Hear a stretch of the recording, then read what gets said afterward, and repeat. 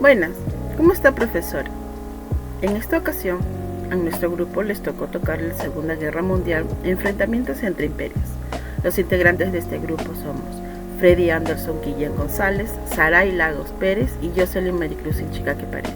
Somos del RNC 78678. Vamos a hablar principalmente los factores y eventos que contribuyeron al colapso del imperialismo tradicional y al surgimiento del neoimperialismo. Fin de imperialismo colonial y aparición del neocolonialismo. Tras la Segunda Guerra Mundial, se aceleró la descolonización. Imperios europeos, que fue Reinos Unidos, Francia, Países Bajos y Bélgica, perdieron sus colonias en Asia y África entre 1945 a 1975 por presiones nacionalistas, económicas y por la nueva correlación de fuerzas internacionales.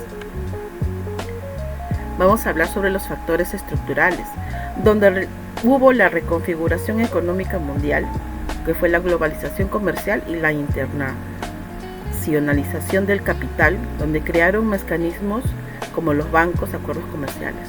La Guerra Fría, la polarización de Estados Unidos con Rusia, convirtió a muchos excolonias en espacios de competencias por influencia con Estados Unidos, promoviendo alianzas, arreglos comerciales y ayuda. Instituciones y condiciones financieras, organismos internacionales como el FMI, Banco Mundial y más tarde políticas asociadas y Washington Consensus. La transición a formas contemporáneas de influencia, el neoimperialismo actual combina control por cadenas de valor globales, dominio tecnológico, dependencia financiera, deuda externa y préstamos condicionados, y control de recursos estratégicos por empresas extranjeras, todo ello sin anexión formal, claro. Esta es la forma predominante de reproducir de asimetrías norte-sur en la era global. Tuvimos el impacto de estos cambios en las políticas y economías latinoamericanas. Vamos a enfocarnos en Perú. Dependencia económica y modelo exportador. Muchos países latinoamericanos mantuvieron un patrón exportador de materias primas heredado del periodo colonial, minerales, agro y exportaciones. La apertura comercial y la entrada de capital extranjero reforzaron la especialización extractiva. Esto benefició ingresos y flujos de inversión, pero aumentó la vulnerabilidad a los precios internacionales y la dependencia tecnológica. Perú, con su riqueza minera cobre, es un ejemplo de economía con fuerte componente exportador y dependencia de comodidades. Reformas neoliberales y su efecto. Dentro de la cadena de la década de 1980 y 1990 en Perú, las políticas inspiradas en Washington Consensus introdujeron estabilidad macroeconómica, privatizaciones e incentivos de las inversiones extranjeras en Perú. Las reformas de los 90, gobierno de Alberto Fujimori, redujeron la inflación y atrajeron inversión minera y privada. Sin embargo, también surgieron problemas de concentración de la renta, fragilidad fiscal ante choques externos y conflictos sociales por la forma en que se explotaron recursos naturales. La nueva oleada de actores, China y el cambio de protagonismo. Las últimas 2 décadas China emergió como actor central en América Latina. Compra de materiales primas, inversión de infraestructuras y financiamiento. En Perú esto se tradujo en proyectos minerales y portuarios, por ejemplo, inversiones chinas en puertos y minerales, lo que ha aumentado la inversión extranjera directa, pero también planteada debates sobre soberanía, condiciones laborales e impactos locales. En el caso podemos hablar del puerto de Chancay, que ahora último se fue inaugurado. El impacto jurídico, político y conflictos locales. Los acuerdos y contratos con multinacionales y estados extranjeros han provocado litigios, protestas y demandas de mayor regulación ambiental y participación comunitaria. En Perú, comunidades indígenas y rurales han protagonizado conflictos por contaminación, consulta previa y reparto de las rentas extractivas, obligando cambios normativos parciales y demandas de accountability.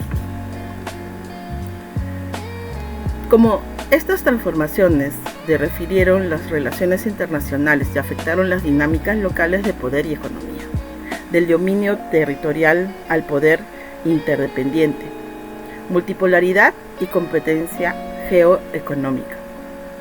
Cuando hablamos del dominio territorial, podemos hablar directamente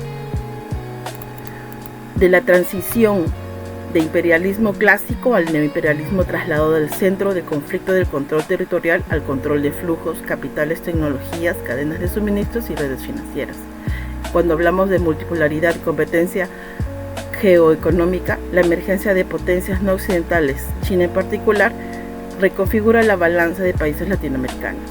La redistribución o concentración del poder local a escala interna, la llegada del capital foráneo y reformas pro mercado modificaron relaciones del poder, fortalecimiento de élites económicos, ligadas a la exportación de finanzas, fragilidad del Estado frente a cláusulas contractuales y tribunales internacionales, cuando estos existen, actividad de la sociedad civil y movimientos locales que demandan participación, consulta previa y justicia ambiental.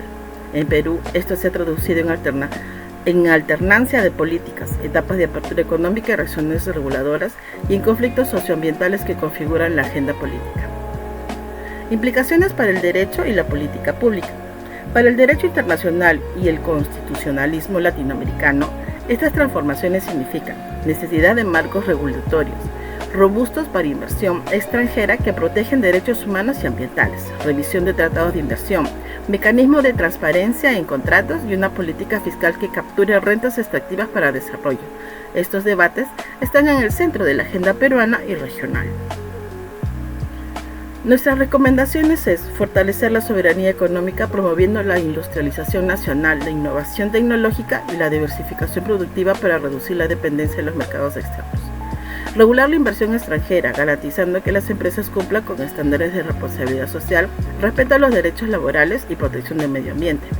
Impulsar la integración regional latinoamericana mediante organismos como la CELAC o la UNASUR para negocios colectivamente con las grandes potencias y defender intereses comunes. Revisar los acuerdos de libre comercio y tratados internacionales, asegurando que no limiten la capacidad de los estados para implementar políticas soberanas. Fomentar la educación económica y tecnología para formar ciudadanos y profesionales capaces y enfrentar los desafíos de la globalización dentro de una perspectiva crítica y nacional.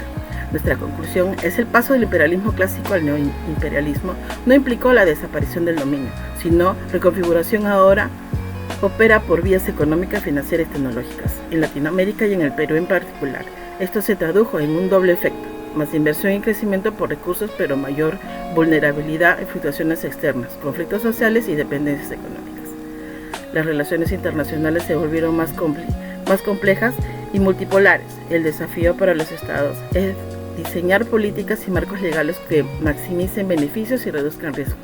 Soberanía económica, protección ambiental y derechos humanos. Muchas gracias.